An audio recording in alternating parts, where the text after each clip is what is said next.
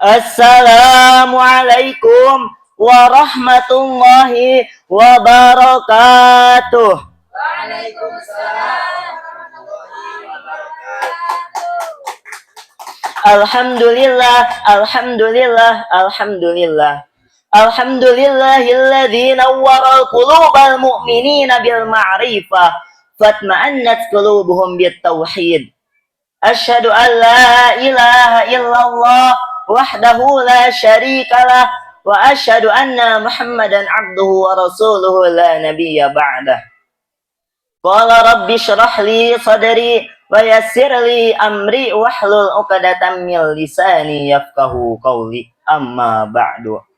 Haddata mukallam wa mukallama mudiru mad al-anhariyah wa alil baitihi. Mudah-mudahan barakallahu fi ilmihim, amin. Amin. Barakallahu fi rizkihim, amin. Amin. Barakallahu fi tuli hayatihim wa auladihim, amin. Amin ya Allah ya Rabbal alamin.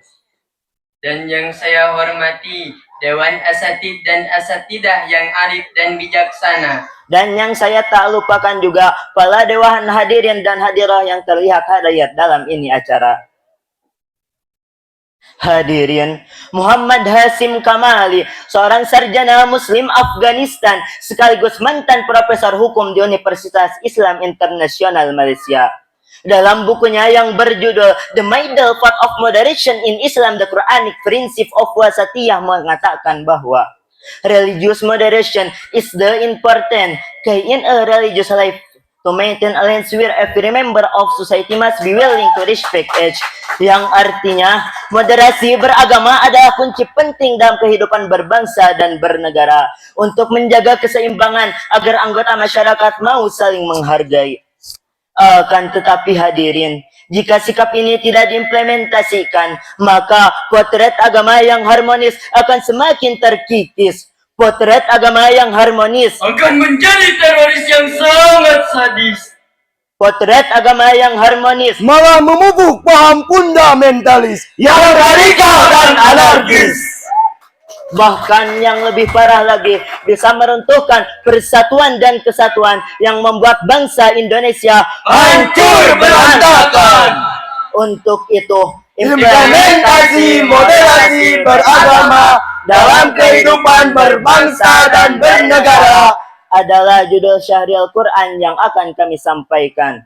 Sebagai rujukan, Quran Surat Yunus ayat 99 sampai 100. A'udzu billahi minasy syaithanir rajim. Bismillahirrahmanirrahim. Walau syaa rabbuka la'amana man fil ardi kulluhum jami'a. Afa anta tukrihun nasa hatta yakunu mu'minin. Wa ma kana li nafsin an tu'mina illa biiznillah wa yaj'alur rijsa 'alal ladzina la ya'qilun. Aku berlindung kepadamu ya Allah dari godaan setan yang terkutuk dengan menyebut namamu ya Allah yang Maha Pemurah lagi Maha Penyayang. Dan jika Tuhanmu menghendaki, tentulah beriman semua orang yang ada di bumi seluruhnya. Tetapi apakah kamu hendak memaksa manusia agar mereka beriman? Dan tidak ada seorang pun yang akan beriman kecuali dengan izin Allah. Dan Allah akan menimpakan azab kepada orang-orang yang tidak mengerti. Hadirin, hamzah pada kalimat apa anta merupakan istifham yang mengisyaratkan bahwa manusia mustahil menyalahi kehendak Allah. Sehingga Imam Al-Baidawi dalam tafsir Anwar Tanzir wa Asraru At-Ta'wil juz 11 halaman 117 mengatakan bahwa fala yumkinu tasiluhu bil ikra'i 'alai fadla anil haqqi wat thair. Yang artinya tidaklah mungkin memperoleh keimanan seseorang dengan paksaan dan provokasi. Selanjutnya, Abu Bakar Al-Jazair dalam tafsir Taisar Tafasir bi Kalamil Aliyyil Kabir jilid 2 halaman 511 mengatakan bahwa afa'anta tukrihun nas hatta yakunu mu'minin ay inna hadza laysa laka wala kafarta bih. Bukan tugas dan hak Nabi Muhammad SAW perihal keimanan seseorang. Demikianlah yang ditegaskan dalam Al-Quran. Tapi akhir-akhir ini justru jadi pemantik perpecahan, menjadi larang perseteruan, menjadi alasan untuk saling mengkafirkan. Karena itulah implementasi moderasi beragama penting diimplementasikan melalui prinsip al-i'tidal keadilan, at-tawazun keseimbangan, at-tasamu toleransi, at-tawasud jalan tengah. Bahkan hadirin, lebih mirisnya lagi, umat seagama saling mencela, merasa paham agamanya paling benar, cara ibadahnya paling benar, sehingga muncul pertanyaan besar, mengapa kita saling membid'ahkan? padahal agamanya sama, kitab sucinya sama, Lalu apa masalahnya? Jawabannya, karena kelompok radikal memahami teks agama secara parsial, sedangkan kelompok lainnya memahami teks agama secara kontekstual. Pada kondisi inilah, sikap wasatiyah atau moderasi beragama penting mengubah wajah Islam yang disebut sebagai Islam yang fanatik, Islam yang teroris, Islam yang ekstremis, menjadi Islam yang nyaman, Islam yang damai, Islam yang tentram, serta menjadi rahmatan lil alamin. Lalu, bagaimana cara kita mengimplementasikan moderasi beragama dalam seluruh sendi kehidupan kita? Sebagai jawabannya, mari kita simak firman Allah Subhanahu wa taala dalam Quran surat Al-Mumtahanah ayat 8. A'udzu billahi minasy syaithanir rajim. Bismillahirrahmanirrahim. La yanhakumullahu 'anil ladzina lam yuqatilukum min diyarikum atabarruhum wa tuqsitu ilaihim innallaha yuhibbul muqsitin.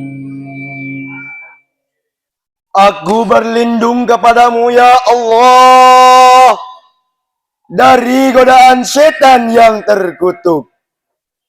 Allah tidak melarang kamu untuk berbuat baik dan berlaku adil kepada orang-orang yang tidak memerangimu dalam urusan agama dan tidak mengusir kamu dari kampung halamanmu. Sesungguhnya Allah mencintai orang yang berlaku adil. Hadirin, makna dari ayat tersebut, Allah Subhanahu wa taala tidak melarang kamu untuk berbuat baik dan berlaku adil kepada orang yang berbeda agama. Rasulullah Shallallahu Alaihi Wasallam selalu mencontohkan berbuat baik meskipun kepada seorang nenek-nenek Yahudi buta yang kerjanya mencaci maki Rasulullah Shallallahu Alaihi Wasallam. Rasulullah Sallallahu Alaihi Wasallam selalu memberikan makanan kepada nenek-nenek Yahudi buta yang kerjanya mencaci maki Rasulullah Sallallahu Alaihi Wasallam. Ketika Rasulullah Sallallahu Alaihi Wasallam wafat, lalu peran ini digantikan oleh sahabatnya yang bernama Abu Bakar Siddiq.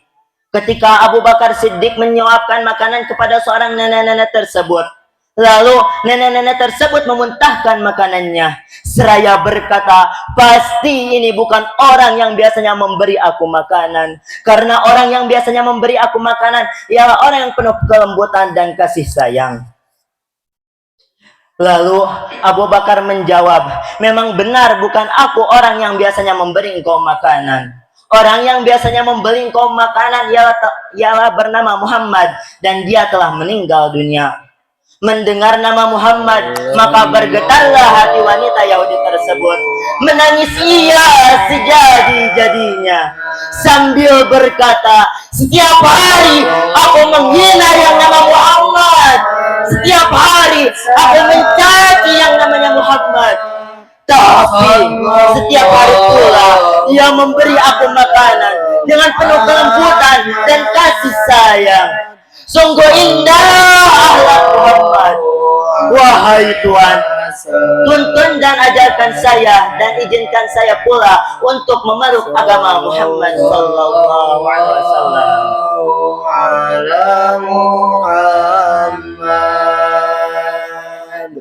sallallahu alaihi wasallam. Sallallahu ala Muhammad sallallahu alaihi wasallam. Hadirin, cukup sekian sarahan dari kami. Sebagai kesimpulan dari sarahan kami, implementasi moderasi beragama penting diimplementasikan untuk memajukan Indonesia penganut agama yang moderat.